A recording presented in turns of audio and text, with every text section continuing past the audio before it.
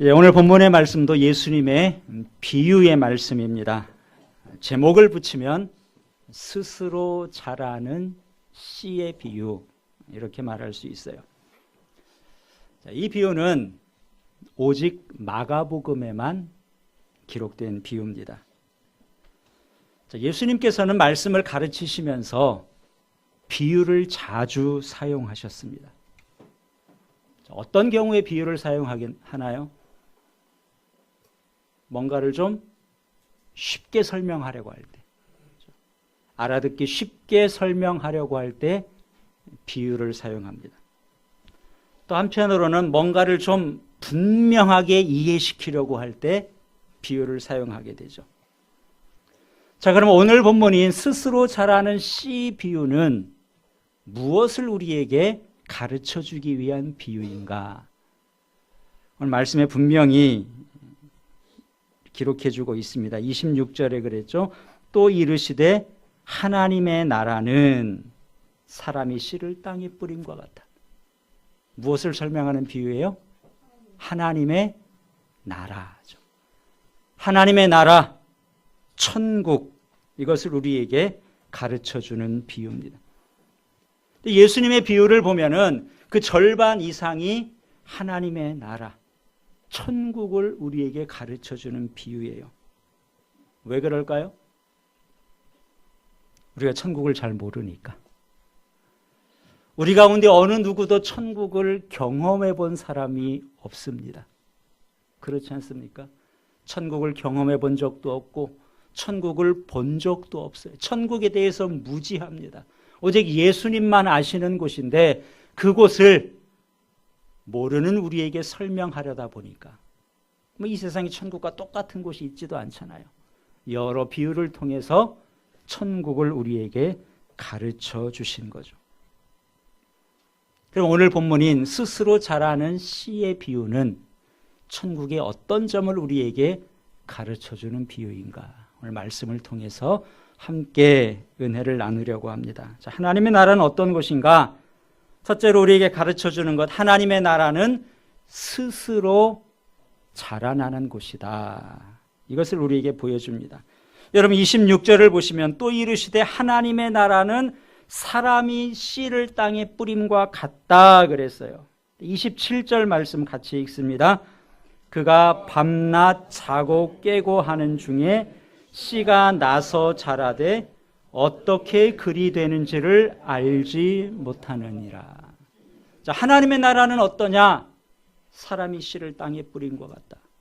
자, 그러면 그 다음에 그 사람이 씨를 뿌리고 밭에 가서 열심히 일을 했다. 이렇게 말씀을 해야 될 것 같은데 뭐라고 했어요? 그가 밤낮 자고 깨고 하는 중에 씨가 나서 자랐다. 씨를 뿌렸으면 가서 열심히 해야 될 텐데 그 부분은 이야기를 하지 않습니다. 그 사람이 늘 잠만 잔 건 아니겠죠. 나가서 농부로서 해야 될 일을 하지 않았겠습니까? 그런데 그 사람의 역할에 대해서는 이 비유에서 침묵하고 있어요. 그러면서 그 사람은 별로 하는 게 없는 것처럼 밤낮 자고 깨고 했다. 시간이 흘렀다는 거예요. 시간이 지나고 보니까 그 씨가 싹이 나서 자라게 됐다는 겁니다. 농부가 수고한 것을 말하고 있잖아요. 그럼 그 씨가 어떻게 자란 건가? 누구의 공으로 자란 건가? 28절에는 이렇게 말하죠. 땅이 스스로 열매를 맺되 처음에는 싹이요 다음에는 이삭이요 그 다음에는 이삭의 충실한 곡식이다. 땅이 스스로 열매를 맺는다. 그러면 땅이 대단한 것처럼 우리가 생각할 수 있는데 이 말을 정확한 의미는 땅이 그렇게 했다는 것이 아니라 땅에 떨어진 씨가 스스로 자랐다. 이런 의미의 말씀입니다. 자, 농사를 짓는 과정을 한번 생각해 보십시오. 농부가 씨를 뿌렸어요. 며칠이 지나면 싹이 나게 되죠. 싹이 나는데 그때까지는 농부가 특별히 할 일이 없어요. 씨를 뿌려놓고 며칠 기다리는 것밖에 없습니다. 그럼 싹이 나는 데 있어서 토양이 큰 역할을 했나? 그렇지 않죠. 처음 싹이 나는 데는 씨 자체가 가지고 있는 영양분을 가지고 싹이 나는 겁니다. 씨가 그 안에 모든 것을 다 품고 있는, 담고 있는 것과 마찬가지. 마치 씨는 모든 것을 알고 있는 것 같습니다. 언제쯤 내가 싹이 나고 어떻게 자라야 되는지 그 안에 프로그래밍이 다 돼 있는 것처럼 씨가 그렇게 스스로 자라는 것처럼 보입니다. 그래서 오늘 본문에서 주인공은 누군가? 농부도 아니고 땅도 아니고 씨라는 거예요. 스스로 자란다. 이 스스로라는 헬라어는 아우토마테라는 단어입니다. 헬라어의 아우토마테인데 우리가 영어로 오토매틱 그러잖아요. 여기에서 나온 거예요. 자동이라는 이야기죠. 어떻게 싹이 나서 자랍니까? 스스로 오토매틱 자동으로 싹이 나서 자라게 된다는 겁니다. 우리가 농사를 잘 몰라도 이런 기본적인 것은 알고 있어요. 농사를 지을 때 물론 밭도 좋아야 되고 농부가 수고의 땀을 흘려야 됩니다. 그러나 결실하는 그 과정을 보면 농부가 수고한 것 그 이상의 뭔가가 그 속에 있다는 것 우리가 알 수 있죠. 싹이 나고 자라고 열매 맺는 과정 가운데 인간의 능력을 넘어서는 신비로움이 싹이 나고 자라는 과정 가운데 들어있음을 우리가 알 수 있습니다. 하나님의 나라가 이와 같다는 거예요. 하나님의 나라는 하나님이 세워갑니다. 우리가 어떻게 그것이 자라나는지 비밀을 다 알지 못해요. 그러나 하나님 나라를 세워가시는 주된 분은 하나님이시다. 하나님이 한다는 것을 보여주는 거죠. 이 비유에서 씨를 뿌린 농부가 중요하지 않아요. 밭의 차이에도 관심이 없습니다. 씨가 주인공이에요. 사실 씨앗을 뿌리고 뿌린 씨앗이 결실할 때까지 농부가 많은 땀을 흘리지만 그것에 대해서는 특별히 언급하지 않습니다. 왜냐하면 하나님의 나라는 우리의 노력, 우리의 수고의 결과가 아니라 하나님의 주권적인 통치 안에서 이루어지기 때문에 그런 것이죠. 우리가 앞에서 씨 뿌리는 비유도 봤습니다. 거기에서는 뭐가 중요한가요? 씨가 땅에 떨어졌을 때 제일 중요한 것이 땅인 것처럼 말씀을 했어요. 돌밭에 떨어져도 안 되고 길가에 떨어져도 안 되고 가시떨기에 떨어져도 안 되고 좋은 땅에 떨어진 씨만 100배로 결실을 맺는다. 땅이 제일 중요한 것처럼 이야기를 했습니다. 그런데 오늘 본문 스스로 자라는 씨 비유에서는 그 땅의 역할, 밭의 역할, 우리의 역할을 의도적으로 숨기고 있습니다. 우리의 노력의 결과가 아니라 하나님의 능력이고 하나님이 하시는 일이다. 하나님의 나라는 지금도 스스로 자라고 있습니다. 내가 뭔가를 그것을 위해 하나님의 나라를 위해서 일하지 않는다고 해서 심각한 타격을 입는 것이 아니에요.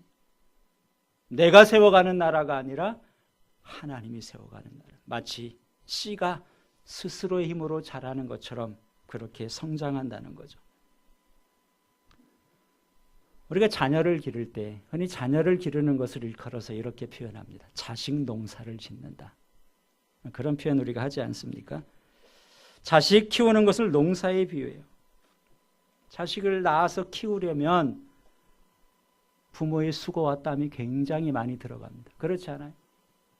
지금도 아이들 때문에 아이가 어려서 엄마와 함께 잠옷실에서 예배를 드려요.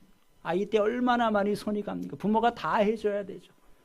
아이가 좀 자란다고 해서 부모의 손이 안 가나요? 어리면 어린 대로 크면 큰 대로 부모가 해야 될 일들이 굉장히 많이 있습니다. 그런데 부모가 아이를 키우면서 공통적으로 갖는 생각이 있어요. 그것은 뭐냐 하면 내가 별로 한 게 없는데 아이가 잘 자라줬다는 거죠. 이런 부모 입장에서 그런 생각을 우리가 갖지 않습니까? 나는 별로 한 게 없는데 아이가 그냥 잘 자라줬다. 사실 아이들한테는 비밀인데요. 그렇죠? 지가 잘한 거지. 지가 큰 거지 부모가 키운 건가요? 엄밀히 말하면은 아이가 생명이고 그 생명력을 가지고 잘 자란 것. 부모는 옆에서 조력을 한 것이지 그 생명의 위대함이 그 안에 있는 것입니다. 공중의 새를 돌보신 하나님께서 돌보셨기 때문이지 그 모든 것을 부모의 공으로 돌릴 수는 없는 것과 마찬가지예요. 여러분, 교회도 그렇습니다. 교회를 위해서 목사인 목사가 열심히 해야 되는 건 맞아요. 성도들도 맡겨진 자리에서 충성해야 되는 건 맞습니다. 그러나 지금까지 지나온 것을 보면 우리가 그렇게 해서 된 것이 아니라 하나님께서 하셨다. 주님의 교회니까 주님께서 교회를 잘하게 하셨다. 이렇게 고백하는 것이 가장 정확한 고백일 겁니다. 사도 바울도 고린도전서에서 똑같은 고백을 해요. 고린도전서 3장 6절에 바울이 이렇게 말합니다. 나는 심었고 아볼로는 물을 주었으되 오직 하나님께서 자라게 하셨나니. 그런즉 심는 이나 물 주는 이는 아무것도 아니로되 오직 자라게 하시는 이는 하나님뿐이시다. 솔직한 고백이죠. 바울이 심었어요. 바울이 수고한 건 맞습니다. 아볼로라는 사람이 잘 자라도록 물을 줬어요. 그런데 심는 것이나 물 주는 것은 자라는 것에 비해서는 아무것도 아니다. 어떻게 자랐는가? 하나님이 하셨다. 그 안에 있는 생명력이 스스로 그렇게 잘 자라도록 그것은 하나님께서 하신 것이다. 이것이 바울의 고백입니다. 하나님의 나라가 이와 같다는 거예요. 스스로 자라는 씨와 같습니다. 생명력을 가진 씨가 자연스럽게 열매를 맺어가는 것처럼 하나님의 나라도 하나님의 능력으로 스스로 잘 성장하는 것. 하나님의 나라는 그와 같다는 것을 이 비유를 통해서 우리에게 가르쳐주고 있는 것입니다. 두 번째로 우리에게 가르쳐주는 것이 있습니다. 그것은 하나님의 나라는 시간 속에서 점진적으로 이루어진다는 겁니다. 씨앗을 심었어요. 충실한 곡식이 되기까지 단번에 되는 것이 아니라 시간이 필요합니다. 단번에 이루어지는 것이 아니라 여러 단계를 거쳐야 돼요. 하나님께서 하시는 일이고 하나님의 능력이 있지만 씨를 심자마자 단번에 열매가 맺히도록 하지 않았어요. 시간 속에서 점진적으로 이루어지게 하십니다. 28절에 뭐라고 했습니까? 땅이 스스로 열매를 맺되 처음에는 싹이요, 다음에는 이삭이요, 그 다음에는 이삭의 충실한 곡식이다. 그렇잖아요. 이 과정이 바뀔 수도 없습니다. 싹이 나는 것이고 그 다음은 자라야 되고요. 그 다음에는 이삭이 맺혀야 되고요. 이삭이 맺힌 다음에는 그 이삭이 알곡으로 연글어야 되죠. 이런 과정이 시간 속에서 충분히 있어야 된다는 겁니다. 우리는 그때를 몰라요. 스스로 자라는데 어느 때가 이 모든 것이 이루어지는 때인지 우리에게는 감추어져 있습니다. 우리가 잘 아는 창세기에 나오는 요셉의 경우를 한번 생각해 보시기 바랍니다. 요셉의 형들에 의해서 종으로 팔려갔습니다. 나중에 애굽에서 총리의 자리에 오르게 되죠. 그리고 곡식을 사러 온 형들을 요셉이 대면하게 됩니다. 그리고 창세기 45장에 가면은 이제 요셉이 형들 앞에서 자신의 정체를, 자기가 동생임을 밝히는 장면이 나와요. 그때 요셉이 이렇게 말합니다. 당신들이 나를 이곳에 팔았다고 해서 근심하지 마소서, 한탄하지 마소서. 하나님이 생명을 구원하시려고 나를 당신들보다 먼저 보내셨나이다. 이게 요셉의 해석이에요. 형들이 요셉을 판 것이 분명합니다. 그런데도 요셉은 뭐라고 말해요?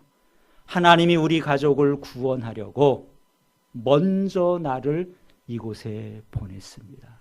이 모든 일을 하나님이 하신 일로 요셉이 고백을 하고 있습니다.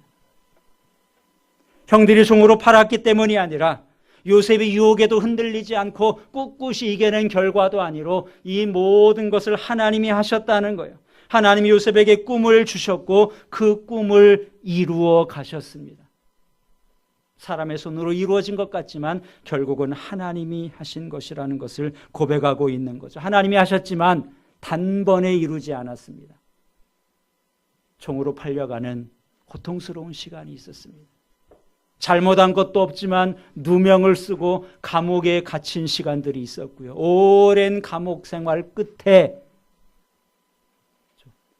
하나님께서 그에게 꿈을 주신 것처럼 총리의 자리에 이르게 된 것이죠. 그때까지 요셉에게는 긴 인내의 시간이 필요했던 것입니다. 하나님의 나라도 이와 같다는 것. 하나님께서 주도권을 가지고 하나님께서 이끌어 가시지만 단번에 되는 것이 아니라 하나님의 계획 속에서, 시간 속에서 점진적으로 단계적으로 이루어진다는 것을 이 비유를 통해서 우리에게 말씀해 주고 있습니다. 세 번째로 한 가지를 우리가 더 찾을 수 있는데요. 그것은 뭐냐 하면은 하나님의 나라는 완성되는 때가 있다는 것을 보여줍니다. 29절 말씀을 우리 다시 한번 같이 읽겠습니다. 열매가 익으면 곧 낫을 대나니 이는 추수의 때가 이르렀음이라. 열매가 익으면, 열매가 익는 때가 있겠죠. 그렇지 않습니까? 열매가 익으면 어떻게 되는가? 곧 즉시 낫을 된다. 즉시 추수한다는 거예요. 농부는 추수의 때가 되면 열매가 제대로 연그렀다고 생각하면 더 이상 밭에 방치해 놓지 않습니다. 그래서 덕될 것이 없어요. 열매가 다 익게 되면 즉시 낫을 가지고 추수하게 된다. 자, 그러면 지금은 어느 때인가요? 지금은 아직은 추수 때에 이르지 못한 것이죠. 하나님 나라가 예수님이 이 땅에 오심으로 인해서 이 땅에서 시작이 됐습니다. 하나님의 나라가 완성을 향해서, 추수 때를 향해서 지금도 점진적으로 단계적으로 세워져 가고 있다는 거예요. 그러나 계속 세워지고만 있는 것이 아니라 그날에는 언제인지는 모르지만 그 곡식이 다 연그렀을 때 하나님 나라가 완성되는 때가 분명히 찾아온다는 겁니다. 그 상태로 그냥 있는 것이 아니라 그때가 되면 낫을 된다. 하나님 나라가 완성된다는 거예요. 하나님 나라가 완성되면 낫을 된다는 것은 더 이상 우리에게는 기회가 주어지지 않는다는 것을 의미하는 겁니다. 우리가 잘 아는 예수님의 비유 가운데 10처녀의 비유가 있습니다. 슬기로운 5처녀가 있고 미련한 5처녀가 있어요. 슬기로운 5처녀는 등과 함께 기름을 준비했고 미련한 처녀들은 기름만 준비했다. 아니, 등만 준비했다고. 신랑이 올 때를 기다리고 있습니다. 근데 신랑이 생각보다 늦게 오는 거예요.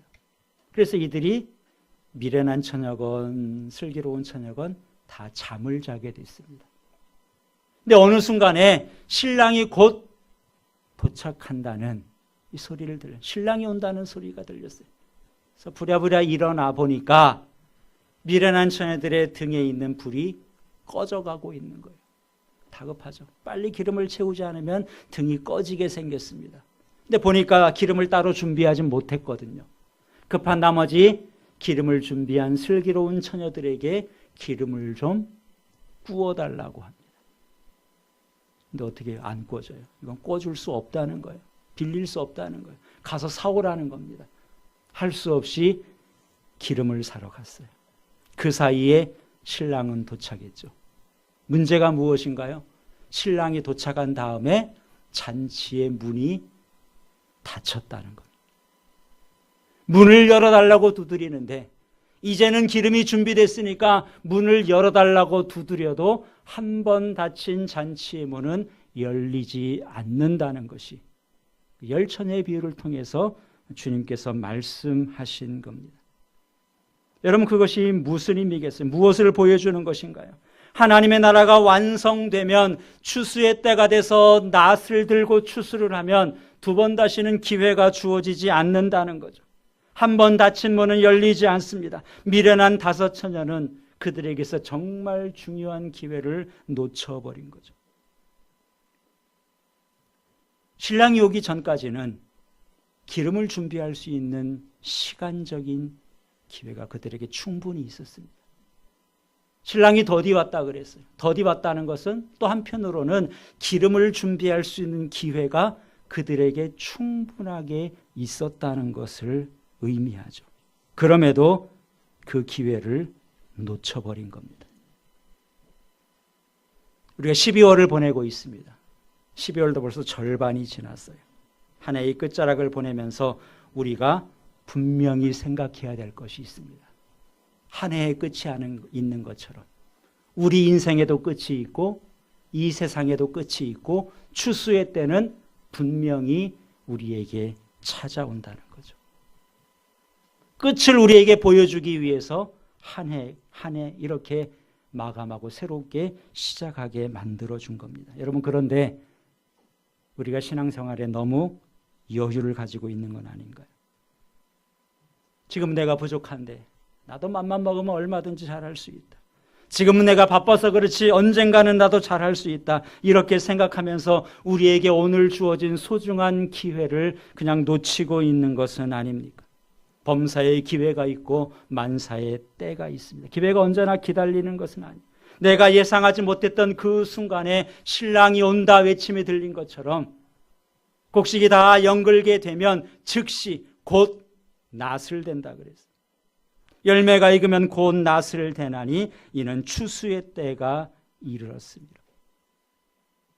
문제는 우리가 그때를 정확하게 모른다는 겁니다. 내가 준비한 것, 내가 노력한 것, 그것과 상관없이 하나님이 정하신 그 때가 되면 추수는 이루어지는 것이죠. 이처럼 오늘의 본문인 스스로 자라는 씨의 비유는 우리에게 하나님의 나라를 가르쳐주는 비유입니다. 하나님 나라가 어떻다는 거예요? 하나님 나라는 스스로 자라는 씨와 같다. 씨가 중요하다는 거죠. 하나님께서 주도권을 가지고 하나님 나라를 세워가신다는 거예요. 내 노력과는 크게 상관없이 하나님의 나라는 지금도 성장하고 있다는 것이고 완성을 향해서 가고 있다는 겁니다. 분명한 것은 완성의 때가 있다는 것이고 그날이 이르면 더 이상 참여할 수 있는 기회가 없어지게 되는 것이죠. 요즘 우리가 살고 있는 시대는 무한 경쟁의 시대라고 합니다. 하루가 다르게 신기술이 개발이 되고 기술이 발전하고 있습니다. 그래서 지금 아무리 잘 나가는 기업이라 그래도 10년 후, 20년 후를 장담할 수 있는 기업은 그리 많지 않을 겁니다. 그런데 여러분, 앞으로 무한 성장의 가능성이 있는 기업이 있다. 이 기업은 계속해서 잘 나갈 것이다. 확률이 100%다. 이런 기업이 있다면 여러분 어떻게 하시겠어요? 그럼 거기에 적극 투자하지 않겠습니까? 어떻게든지 거기에 좀 들어갔으면 이런 생각을 누구나 하지 않겠어요? 하나님 나라가 이와 같다는 거죠. 하나님의 나라, 말 그대로 하나님의 나라입니다. 하나님이 주인이에요. 하나님이 CEO예요. 하나님이 끌고 가시는 나라, 하나님이 주도권을 가지고 스스로 잘하는 것처럼 이루어가는 나라라는 거예요. 잘 되겠죠. 그렇죠? 성공 확률이 100%입니다. 그 영광의 나라에 중요한 것은 이미 우리를 불러주셨다는 겁니다. 자격이 안 되는데도, 시험 봐서 간다면 우리 누가 갈 수 있겠어요? 자격이 안 되는데도 우리를 은혜로 그 나라에 불러주셨어요. 얼마나 감사합니까? 우리가 그 나라에서 그냥 일하는 흉내만 내고 있어도 하나님의 나라는 내 힘이 아니라 하나님의 능력으로 계속해서 점진적으로 성장해 간다는 겁니다. 사랑하는 성도 여러분, 하나님의 나라는 지금도 은밀하게, 한편으로는 또 위대하게 지금도 하나님의 나라는 자라가고 있습니다. 다행인 것은 아직 추수 때가 되지 않았어요. 아직 낯을 들지 않았습니다. 그렇기 때문에 우리에게는 감사하게도 기회가 있는 것이죠. 완성의 그날까지 감사한 마음으로 우리를 불러주신 그 은혜에 감사하면서 여러분의 작은 능력을 기쁨으로 드리시기 바랍니다. 그리고 장차 그 영광의 나라에 들어가서 영원토록 그 영광을 누리는 우리 모든 성도들이 다 될 수 있기를 우리 주님의 이름으로 축원합니다. 기도하겠습니다.